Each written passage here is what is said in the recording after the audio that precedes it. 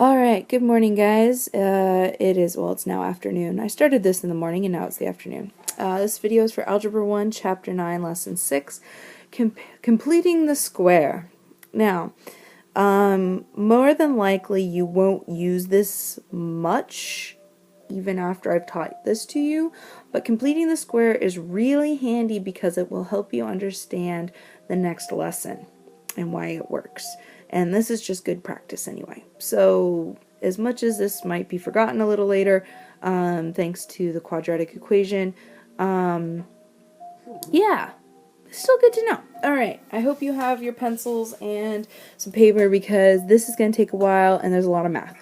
Alright, so factoring to solve quadratic equations to find the x-intercepts does not always work. You know, when you factored something and then solved x for 0, y for 0, or x for 0 twice to figure out what the two x's might be, that doesn't always work. But completing the square works every time, and so does the quadratic equation like I was talking about, but that's for next time. Alright, so completing the square turns every quadratic equation into a square root problem. Alright, so we use b over 2 to the second power to turn x squared plus bx into a perfect square trinomial by adding b over 2 squared to x squared plus bx. Alright, to use completing the square, the coefficient of x, also known as, that's what aka stands for if you didn't already know, we need the coefficient of x, also known as a, to be 1. It must be 1. This is the only requirement for completing the square. The thing is, it's super easy to turn the coefficient of x, also known as a, into 1. So no excuses. You can use this way every single time, and it's going to work. Okay? So let's go ahead and first talk about how we can get b over 2 squared. And there we go. So again, it must be 1. Alright. So we have x squared minus 12x plus n, and we need to find n, because that's basically what we're doing. We're completing the square. We're making it so x squared minus 12x plus some number is going to give us a perfect square. And again, the formula is b over 2 squared. Well, b in this case is negative 12. And so we're going to put negative 12 over 2 and then square it. So negative 2 divided by 2 is, or negative 12 divided by 2 is negative 6. Negative 6 squared is positive 36. That means that n is 36. And that means that if you were to, take x squared plus negative 12x, also known as minus 12x, plus 36, this is a perfect square. And we want perfect squares because we can factor them into something that looks like this, right? It's a binomial times a binomial, and it's the exact same binomial, so it's that binomial squared, all right? And we want that because we will eventually have to take these and we'll factor them, and then turn them into square root problems. All right, there we go. Okay, so there are some steps. If we have an equation that's already an x squared plus bx equals c, an example would be here, the steps are pretty easy. We're going to write the left side, x squared plus bx side, as a perfect square by completing the square. So we're going to basically add the completed square part into the equation so that we can then factor it, which is a special case, so it makes factoring really easy, and then solve the equation. So first thing we're going to do is we're going to go ahead and we're going to complete the square. Well, we already know that b equals 9, so if I plug it into the equation, b over 2 squared, we're going to get basically 81 over 4. Now see how I have both of them in there? We have 9 over 2 squared equals 81 over 4. I'm going to end up using both of them, and here's why. When I go to factor, I kind of want 9 over 2 squared to stay as it is because that's basically going to be b squared in my special case, and I want to keep 81 over 4 because it's going to be a lot easier to add 81 over 4 to 136. Because here's the thing, when I complete the square and I put something on the left, I have to put it on the right because of that lovely property of equality. The addition property of equality. See how I now have them on both sides, though I'm going to simplify this in just a second. Alright, and again, that's the addition property of equality at work. What I do on the left, I have to do on the right. Now this side is a perfect square. The left side is a perfect square, which means it fits one of the three special cases. Woohoo! Which means factoring is going to be very easy. We can factor it, and yeah. So we're going to factor a special case. And this is actually the special case. A squared plus 2ab plus b squared is equal to a plus b squared. And I know it's a special case because I turned it into a special case by completing the square.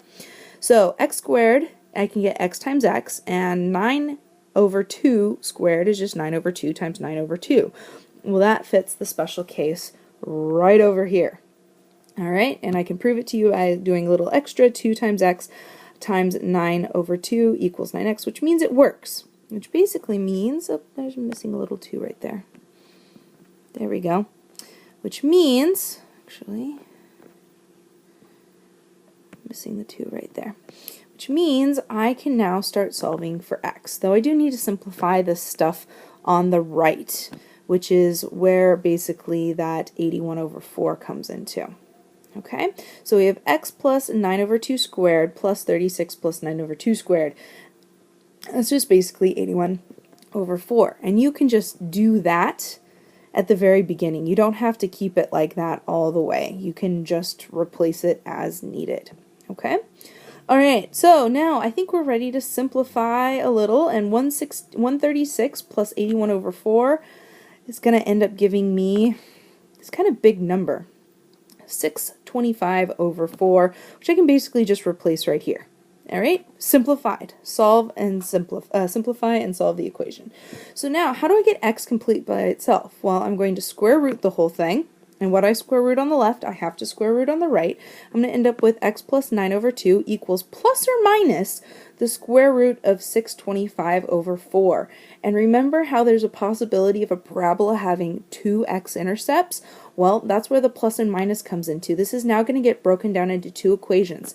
X plus 9 over 2 equals the positive, oh, well, I can actually simplify this actually, is because 625 is a perfect square, and 4 is a perfect square. So I'm actually left with this original equation. X plus 9 over 2 equals plus or minus 25 over 2. So again, the x plus 9 over 2 equals plus or minus 25 over 2 is now going to be my two new equations. Alright? Right there. So we're going to break it down into two equations where I have the positive version and I have the negative version. Make sense? So now just solve for x. There we go. Solve for x both times. So I have two answers, x equals 8 and x equals negative 17. Plus me after this point, you're not going to have many integer answers. So relish it while you can. Alright, so there we go. It's a lot of steps, it's a lot of work, but you know what? That's what going on in the rest of math is. Alright, moving on. So, we have our next problem. I asked you to pause, why didn't you listen? Okay, so I'm going to go back a little. Okay, so we're going to solve the equation and round to the nearest hundredth. We have x squared plus 5x plus 3. The first thing we're going to do is get both sides, get my quadratic side to look like x squared plus bx. So I'm going to minus 3 on both sides, and then I am going to complete the square. B is 5 in this case, which would be 5 over 2 squared, which is 25 over 4, and I'm going to add them on both sides because of the addition property of equality. And now the left side is a perfect square. Okay, so after that I'm going to simplify and factor, and I'm going to get up with x squared plus 5x plus 5 over 2 squared is equal to negative 3 plus 5.2, because 25 over 2 is the same as 6.25 because I divided, and then I simplify and I'm going to get 3.25. Okay, did you guys catch that? Did you catch that? Negative 3 plus 6.25 is 3.25. Good. Okay, now we're ready to factor. So, factor. This is a perfect square, which means it is a special case. At one point I named these. This would probably be Juan, and for one group we had Juan, Jorge, and Bertha. This is a Juan situation. So, special case. that's the special case it meets, because x times x is x squared. 5 over 2 times 5 over 2 is 5 over 2 squared, and if I were to do x times 5 over 2 times 2, I'm going to get 5x, which means it works with my special case, which means I can factor it very easily in that it is now x plus 5 over 2 squared equals 3.25. Now I'm ready to solve for x, so I'm going to square root both sides by solving the equation. And I'm going to end up with x plus 5 over 2 equals plus or minus the square root of 3.25. And I'm going to end up with my two equations. I'm going to solve for x by minusing 5 over 2 on both sides. And I'm going to get my two x's. All right? Now, calculator away. I don't know anybody who could probably off the top of their brain, well, maybe one or two of you could, do the square root of 3.25. Don't waste your time thinking about it. Just plug it into a stinking calculator. You'll be fine. All right? So once I plugged it into that stinking calculator, I'm going to get x equals negative 0.7 and x equals negative 4.30. All right? Now, the 0 at the end actually has to be there because originally, if I'm not mistaken, for this x anyway, x equaled negative 0.698, I believe. And then there was a lot of numbers after that, which is fine, but it rounded to the hundredths. Now, because I'm rounding to the hundredths, just because it would be 0.70 doesn't mean the 0 doesn't have to be there. And I have to be really specific, and especially in science classes, they're going to want you to keep that 0 there. And even though in math it's kind of like, well, you know, it's still 0, so I don't really need it. In science, you do need it. You need to show that you actually rounded there, that there was a number after in that thousands place that did cause it to round to that point. By having that 0 there, it said that it wasn't just negative 0.7. There was something else going on there, and that shows scientists that they need to go back and double check numbers. All right, so it's just an indicator, and you need to start getting used to having it. All right, let's keep going because this is not over yet. All right, so again, can always check by plugging your answers back into the original problem, but rounding will make things a little sketchy. All right, you're going to be close to a true answer, but not completely, but again, because you had to do all that rounding. So it is very difficult to check. Okay, so let's go ahead and do the next one. All right, do you notice that A is 3? To do completing the square, 3 cannot stay there. We need to get it as a 1. To do that, we've got to divide everything by what A is, in this case 3. So I've got like a quadruple heart there, and I'm going to get x squared plus 2x minus 3 equals 0, and it's still 0. Now, if there was a number here, then it wouldn't necessarily be 0, and it wouldn't necessarily, you know, because you're dividing by 3.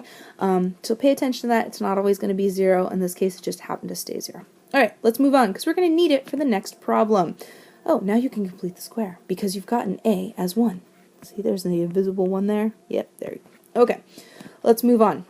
Suppose a woodworker wants to build a tabletop like the example on the right. If the surface area is 26 feet squared, what is the value of x? Write and solve the equation, round to the nearest hundredth. So we're trying to figure out what x is. So this is the width, that's the length. Length times width equals the area. So L times W equals 26, but W is x plus 1, length is 3x plus 2. So first thing we're going to do is we're actually going to FOIL. Hope you remember FOIL to figure out what the quadratic equation is. All right, simplify. There we go. All right, now we need to get this into x squared plus bx equals c. So we're going to write just what I said, and then don't forget to get a equal to 1. So I'm going to go ahead and minus 2 on both sides, and then I'm going to divide by 3 everywhere so that I can get a equal to 1.